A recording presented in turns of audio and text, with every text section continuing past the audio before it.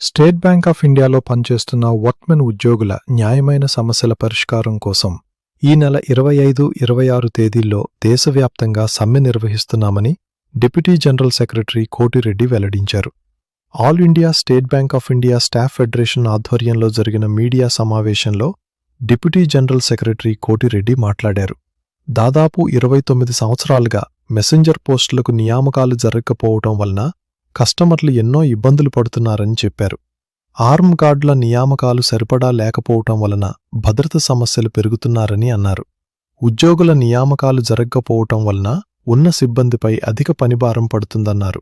ఇటువంటి పలు సమస్యల పరిష్కారం కోసం ఈ నెల 25, 26 తేదీల్లో 2 రోజుల పాటు దేశవ్యాప్తంగా సమ్మె నిర్వహిస్తున్నామని తెలిపారు. ఈ కార్యక్రమంలో vice president Sudhakar Rao, deputy general సెక్రటరీలు నరేంద్ర, ఇబ్రహీం, రంగసాయి పాల్గొన్నారు. నా పేరు V S R Sudhakar Rao, vice president State bank of India staff union Amaravati circle Guntur module. నా పక్కన కామ్రేడ్ కోటిరెడ్డి గారు, deputy general secretary SBI staff union Amaravati circle Guntur module.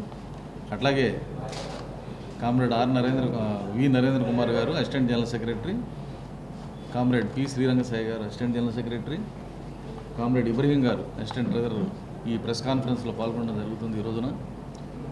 ఈ రోజున ఈ ప్రెస్ కాన్ఫరెన్స్కి మీరు వచ్చినందుకు మీ అందరికీ ముఖ్యంగా ధన్యవాదాలు తెలియజేస్తున్నాం. ఈ ప్రెస్ కాన్ఫరెన్స్ ద్వారా ప్రజానీకానికి మేము ఎదుర్కొన్న సమస్యలు చెప్పడం మా ముఖ్య ఉద్దేశం. దేశవ్యాప్తంగా all India state bank of India staff federation general secretary comrade L Chandrashekhar గారు ఇచ్చిన పిలుపు మేరకు మే 25, 26 2 రోజులు దేశవ్యాప్తంగా సమ్మెకి దేశవ్యాప్తంగా 1,20,000 మంది ఉద్యోగులు ఈ సమ్మెలో పాల్గొనడం జరుగుతుంది.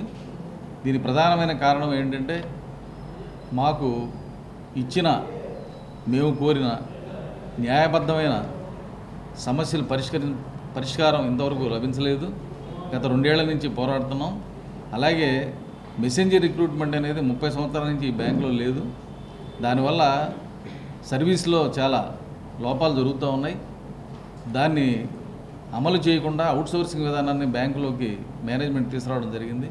ఈ అవుట్సోర్సింగ్ విధానం వల్ల చాలా సమస్యలు మేము ఎదుర్కొంటున్నాం. దీన్ని పూర్తిగా ఆపేయాలని చెప్పి కూడా మేము ఎప్పటి నుంచో మేనేజ్మెంట్ కోరుతున్నాం.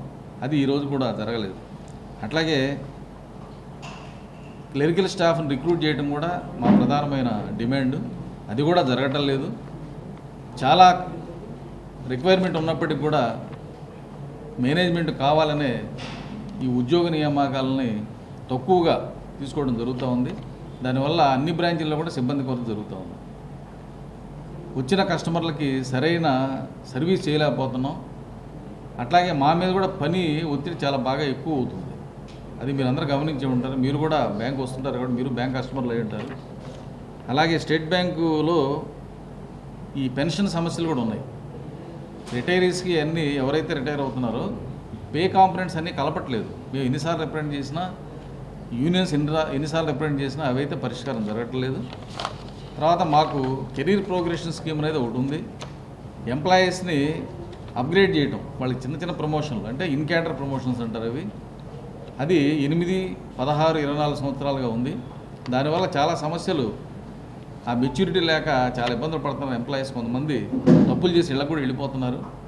ఇవి జరుగుతూ ఉన్నాయి. కానీ ఎందుకంటే తప్పదు. ఈ రోజున రిక్రూట్మెంట్ ద్వారా 2008 నుంచే బ్యాంకులోకి సిబ్బంది రావడం జరిగింది. సో వాళ్ళని రెస్పాన్సిబిలిటీ పెంచి బాధ్యతగా చేయాలంటే 6, 12, 18 అనేది మేనేజ్మెంట్ని అడుగుతూ ఉన్నారు. అది కూడా ఇంప్లిమెంట్ చేయాలని మా ప్రధానమైన సమస్య, మా డిమాండ్ అది. అట్లాగే మెడికల్ రీయింబర్స్మెంట్ అనేది బ్యాంకులో ఉంది. బట్ కానీ ఏదైతే పాత రోజుల్లో పాత రీయింబర్స్మెంట్ ఏదైతే ఉందో దాన్ని అప్గ్రేడ్ చేయకుండా మాకు రకరకాల ఇబ్బందులకు గురవుతున్నాం. తర్వాత మాకు హెచ్ఆర్ఎంఎస్ అనేది ఒక సిస్టమ్ ఉంది. ఆ సిస్టంలో చాలా లోపాలు, అంటే పాత హెచ్ఆర్ఎంఎస్ అనేది బాగుంది. కొత్త హెచ్ఆర్ఎంఎస్ వచ్చిన తర్వాత అన్ని లోపాలే. దానికి ఎవరిని అడిగినా సమాధానం లేదు. అది ఎన్నిసార్లు రిప్రజెంట్ చేసినా మా జనరల్ సెక్రటరీ గారు రిప్రజెంట్ చేసినా కానీ సమాధానం లేదు. దానివల్ల ఎంప్లాయీస్గా మేమందరం ఇబ్బంది పడుతున్నాం. అట్లాగే మా సమస్యల్ని రిప్రజెంట్ చేయడానికి ఎస్బీఐ బోర్డులో కూడా ఒక ప్రతినిధి ఉండాలని అడుగుతున్నాం, వర్క్మెన్ డైరెక్టర్ అడుగుతున్నాం.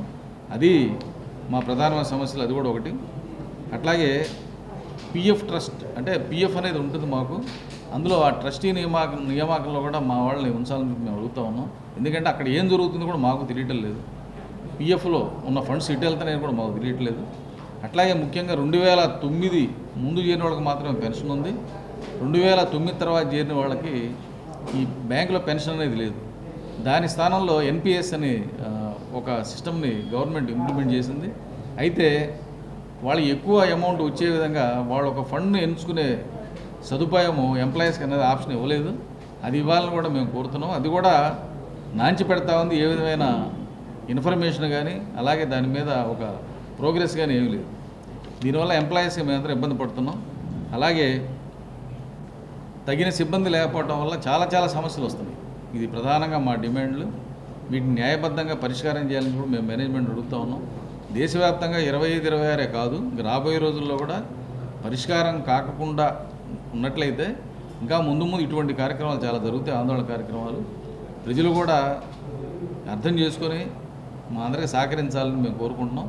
అట్లాగే ఈ స్టేట్ బ్యాంక్ బాగుండాలి, స్టేట్ బ్యాంక్ వచ్చే కస్టమర్లు బాగుండాలి, వాళ్ళకి సరైన సర్వీసెస్, నాణ్యతతో కూడిన సర్వీసులు అందించాలని కూడా మా అందరి అభిప్రాయం. మీరందరూ బాగుండాలని కోరుకుంటూ మా సమస్యలను మీరందరూ అర్థం చేసుకొని దేశవ్యాప్తంగా జరిగే ఈ 2 రోజుల సమ్మెలో మీరు ఎవరు ఇబ్బంది పడకూడదు, సౌకర్యంగా అర్థం చేసుకోవాలని కోరుకుంటూ ధన్యవాదాలు. ముఖ్యంగా మెయిన్గా మా డిమాండ్లో రిక్రూట్మెంట్ అనేది, సిబ్బంది నియామకం అనేది మేము మెయిన్గా కోరుకుంటున్నాము. ఏదైతే కస్టమర్స్ ఇబ్బంది పెడుతున్నారో వాళ్ళు బ్యాంక్ వచ్చేసి మాకు ఈ పనులు టైంలో అవటలేదు, మా వస్తే గంటన్నర పడుతుంది అంటున్నారు. వాటిని తక్కువ టైంలో వాళ్ళ సర్వీస్ ఇవ్వడానికి మాత్రమే ఈ తగిన సిబ్బంది అనేది అవసరం. ఆ రిక్రూట్మెంట్ అనేది అటు క్లర్కల్ క్యాడర్ కానీ ఒక మెసెంజర్ కానీ చాలా అవసరం ఉంది బ్యాంకులో. ఈరోజు గవర్నమెంట్ మన state bank of India management ఒప్పుకున్నా సరే ప్రతి బ్రాంచ్కి ఒక మెసెంజర్ వచ్చినా సరే 25,000 మందికి ఉద్యోగాలు అనేది రావడం జరుగుతుంది 10th చదివిన వాళ్ళకి. ప్లస్ క్లర్కల్ క్యాడర్లో కూడా 4 చేయాల్సినవన్నీ 2 చేయాల్సి వస్తుంది. దానివల్ల ఇందాక కూడా చెప్పడం జరిగింది మా వైస్ ప్రెసిడెంట్ గారు, కస్టమర్ బ్యాంక్ వస్తే వాళ్ళ యొక్క అసహనానికి మేము గురవుతున్నాం. ఎందుకంటే ఇద్దరమే పని చేస్తున్నాం, కస్టమర్కి దాంతో సంబంధం లేదు. వాళ్ళకి పని ఎంత తొందరగా అవుతుంది అనేది ఈరోజు పరిగెత్తే కాలంలో కస్టమర్తో పాటు మనం కూడా బ్యాంకులో ఉన్న సిబ్బంది కూడా పరిగెత్తాలి. అప్పుడే వాళ్ళ నమ్మకం అనేది బ్యాంక్ మీద ఉంటుంది. ఈ స్టేట్ బ్యాంక్ ఆఫ్ ఇండియా మరింత ఉన్న స్థానాలకి ఎదగాలని చెప్పేసి మేము కోరుకుంటున్నాం. కాబట్టి ఈ న్యాయమైన డిమాండ్ ఏదైతే సఫిషియెంట్ రిక్రూట్మెంట్ అనేది స్టాఫ్ అనేది మేము అడుగుతున్నాం. ఇది ప్రధాన డిమాండ్గా ప్రజల ముందుకు తీసుకెళ్తున్నాము. ఇటు మాకు, అటు ప్రజలకి, అటు ప్రభుత్వానికి అందరికీ మంచి పేరు తీసుకొచ్చేదే అని మేము భావిస్తున్నాం.